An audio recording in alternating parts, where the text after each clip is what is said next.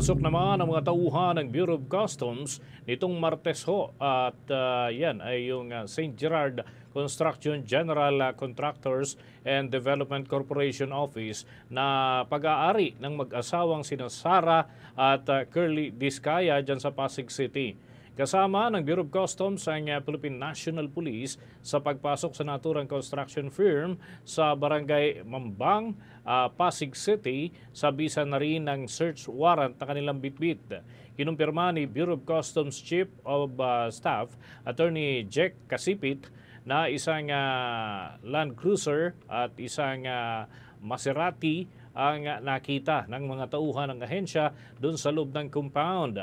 Taliwas ito doon sa mahigit 40 na mga unit na una nang ipinakita sa ilang pagkakataon ng mag-asawang Discaya. Una nang naghain ng search warrant ang ahensya laban kay Sara Discaya, presidente ng Alpha and Omega General Contractors and Development Corporation. Isang araw matapos siyang humarap sa Senate Blue Ribbon Committee kung saan ay inamin niya na meron siyang 28 na luxury cars. Git pa ni Discaya, hindi galing sa pera ng bayan ang kanyang mga ari-arian.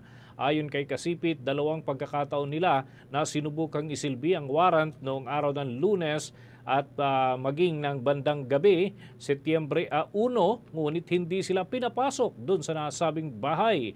Dagdag pa ng opisyal, 12 mga sasakyan ng pamilya Discaya ay walang record sa Bureau of Customs, bagay na kanilang iniimbestigahan hanggang sa mga panahong ito.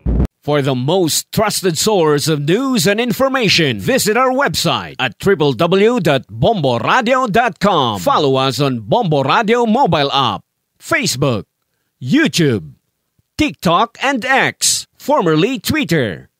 Like, share, and stay connected. Anytime, anywhere.